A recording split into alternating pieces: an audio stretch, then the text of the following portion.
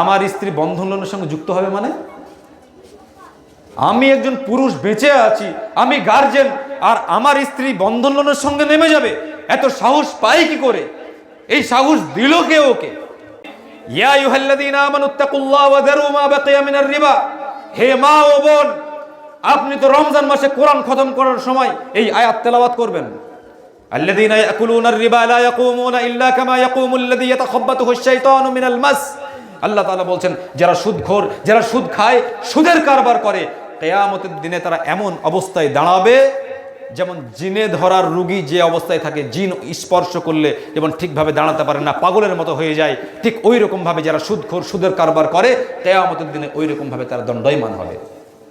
মুহাম্মদ রাসূলুল্লাহ সাল্লাল্লাহু আলাইহি ওয়াসাল্লাম বলেছেন, আর রিবা 73 বাবা আইসারুহা মিছলু আইয়ানকিহার রাজুলু উম্মা। সুদের 73টা স্টেজ আছে। সুদের স্টেজ 1 2 করে 73টা স্টেজ। আল্লাহ রাসূল বলছেন, সব থেকে নিম্নমানের গুনাহ, নিচের স্টেজ যেটা, সেটা হচ্ছে নিজের মায়ের সঙ্গে ব্যভিচার করার সমতুল্য। আস্তাগফিরুল্লাহ। অতএব যারা সুদের কারবার করেন, তারা নিজের মায়ের সঙ্গে ব্যভিচার করার মতো সমতুল্য যে পাপ, এই পাপের সঙ্গে তারা প্রতিনিয়ত যুক্ত হয়ে যাচ্ছেন। বিশেষ করে যেসব মা ও বোনরা এই সুদের কারবার করছেন, আর যে গার্জেনরা অনুমতি দিয়ে রেখেছেন, তারা হচ্ছেন কাপুরুষ, তারা হচ্ছেন দায়ুস। কই আমার স্ত্রী বন্ধন লোনের সঙ্গে যুক্ত হোক দেখি, আমার মেয়ে বন্ধন লোনের সঙ্গে যুক্ত হোক দেখি। আমার স্ত্রী বন্ধন লোনের সঙ্গে যুক্ত হবে মানে? আমি একজন পুরুষ বেঁচে আছি, আমি গার্জেন, আর আমার স্ত্রী বন্ধন লোনের সঙ্গে নেমে যাবে, এত সাহস পাই কি করে? এই সাহস দিল কে ওকে?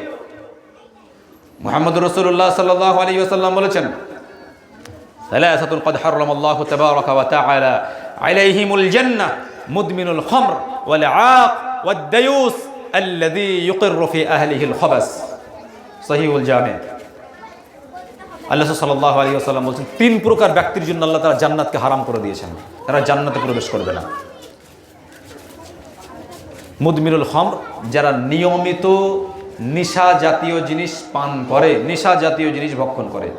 ওয়াল আaq, পিতামাতার অবাধ্য সন্তান। 3, যারা দায়ুস ব্যক্তি, এরা জান্নাতে প্রবেশ করবে না। আল্লাহ রাসূল 3টে ব্যক্তির কথা বললেন।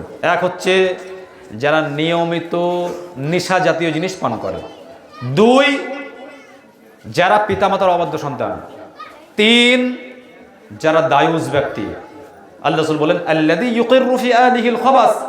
দায়ুস হচ্ছে সেই যে তার পরিবার বর্গের ব্যাপারে ব্যভিচার, অশ্লীলতা, নোংরামি সবকিছু মাথা নত করে মেনে নেয়।